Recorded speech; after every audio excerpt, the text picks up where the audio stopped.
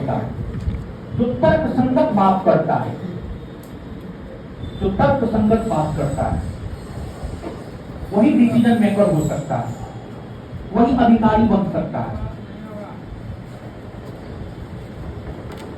तो बीपीएससी में 3 दरवाजे हैं और तीनों दरवाजों को जब आप क्रॉस करते हैं, तीनों दरवाजों को जब आप क्रॉस करते हैं, तब जाकर के आप एक अधिकारी बनते हैं। तो पहला दरवाजा प्रीलिम्स, पहला दरवाजा प्रीलिम्स, प्रीलिम्स। अब प्रीलिम्स में क्या स्ट्रेटजी होनी चाहिए? ठीक है, देखिए किसका इच्छा नहीं होता है कि अच्छा खाना खाए, अच्छा पढ़ने, अच्छा जगह घूमे, किसका इच्छा नहीं होता है? हर किसी का इच्छा होता है, लेकिन हर कोई क्या अच्छा खाना खा सकता है, अच्छा कपड़ा पहन सकता है, अच्छा गाड़ी पे चढ़ सकता है? नहीं, क्योंकि हर कोई त्याग कर ही नहीं सकता है, क्योंकि हर कोई मेहनत कर ही नहीं सकता है, क्योंकि हर कोई रिस्क ले ही नहीं सकता है। और जो व्यक्ति रिस्क नहीं ले सकता है, जो त्याग नहीं कर सकता है, जो मेहनत नहीं कर सकता है, वो कुछ नहीं कर सकता है।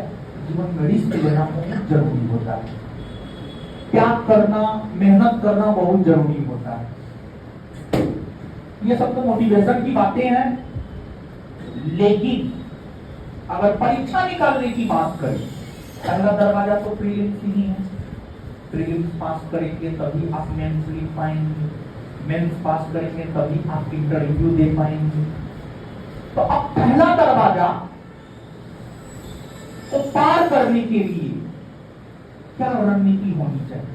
ऐसे तो विस्तार पूर्वक बताने का इच्छा था, लेकिन जितना बताएंगे अब मतलब सिर्फ क्रीम देंगे, अब इधर उधर की बात कम और सिर्फ cream, to the point. Prelims में 150 क्वेश्चन होता है। पहले प्रीलिम्स में नेगेटिव मार्किंग नहीं था, अब प्रीलिम्स में नेगेटिव मार्किंग हो गया है और 1/3 हो गया। 1/3 का मतलब समझते हैं? होता है मतलब 3 को सही किए और 1 को गलत किए, मामला 0। उल्टा बोल दिए, वो समझ में है आप? 1/3 है, 1/4 नहीं है, 1/3 है, 1/3 है, 1/4 नहीं, 1/3 है, 1/3 है, 1/3 है। और जानते हैं कोई भी एग्जाम जिसमें निगेटिव 1/3 हो, वहां पर बहुत ज्यादा रिस्क नहीं लेना, वहां पर बहुत ज्यादा रिस्क नहीं लेना। जिसे 1/4 निगेटिव है, 1/5 निगेटिव है, वहां पर आप रिस्क ले सकते हैं, लेकिन 1/3 निगेटिव हो, 1/2 निगेटिव हो, उस कंडीशन में आप रिस्क नहीं ले सकते। तो मतलब बीपीएससी में अगर हमसे कहिएगा कि बीपीएससी प्रीलिम्स एग्जाम में रिस्क लेना चाहिए या नहीं लेना चाहिए, एकदम नहीं लेना चाहिए। और लेना भी है, बहुत कम क्वेश्चन रिस्क लेना है। मतलब ये नहीं कि सब में रिस्क ले लिए, नहीं, रिस्क लेना भी है तो बहुत कम क्वेश्चन रिस्क लेना है। और प्रीलिम्स एमसीक्यू होता है, प्रीलिम्स एग्जाम में एमसीक्यू क्वेश्चन पूछा जाता है, मल्टीपल चॉइस क्वेश्चन। मैक्सिमम लोग एमसीक्यू को समझ रहे होंगे, लेकिन हमारा मानना है कि अगर आप कुछ नहीं भी जानते, जनरल कंपटीशन का आप कुछ नहीं जानते, जनरल कंपटीशन का आप एबीसीडी नहीं जानते, हम आपको वहां से उठाएंगे, एबीसीडी से उठाएंगे और बड़े बड़े वर्ड का सही स्पेलिंग हम आपको सिखाएंगे। यानी कहने का मतलब ये हुआ कि 0 स्तर से हम उठाएंगे और हम आपको आपकी मंजिल तक पहुंचाएंगे।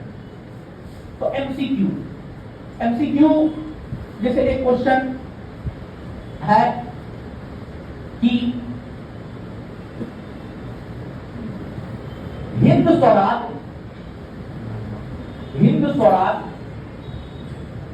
किसकी रचना है? हिंद स्वराज किसकी रचना है? किसकी रचना है? हिंद स्वराज किसकी रचना है? अब इसमें ऑप्शन रहेगा पंडित नेहरू, बी में रहेगा गांधी जी, सी में रहेगा सुभाष चंद्र बोस, सी में रहेगा सुभाष चंद्र बोस और डी में रहेगा तिलक, बाल गंगाधर तिलक। तो आप सब लोग जानते हैं हिंद स्वराज महात्मा गांधी की रचना है, हिंद स्वराज महात्मा गांधी की रचना है और हिंद स्वराज में ही महात्मा गांधी ने स्वराज शब्द को परिभाषित किया है। गांधी जी के अर्थों में स्वराज का क्या मतलब होता है?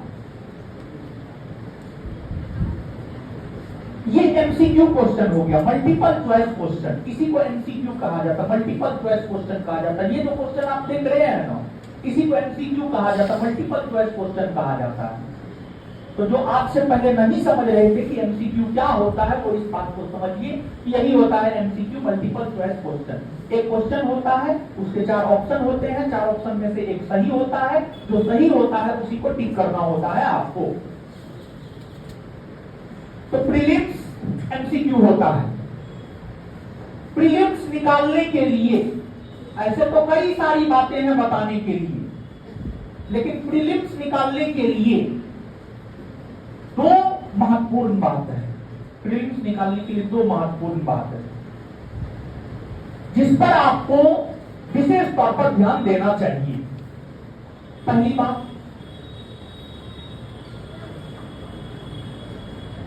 बात चीजों को बारीकी से पढ़ना है। पहली बात चीजों को बारीकी से पढ़ना है, बारीकी से पढ़ना है। चीजों को बारीकी से पढ़ना है, इसका क्या मतलब है? चीजों को बारीकी से पढ़ना है, इसका मतलब यह है कि जैसे आप सब लोग जानते हैं कि केसरी और मराठा किसकी पत्रिका? केसरी और मराठा बाल गंगाधर तिलक की पत्रिका। ठीक है, इतना हम जानते हैं, केसरी और मराठा बाल गंगाधर तिलक की पत्रिका। और सवाल ये उठता है कि केसरी पत्रिका किस भाषा में लिखा गया, मराठा पत्रिका किस भाषा में लिखा गया?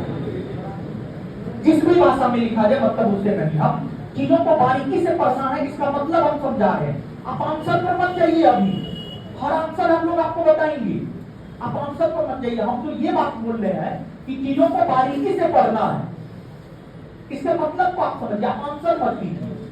हम समझ रहे हैं कि आप सभी लोग विद्वान हैं, आप सबको सब पता है,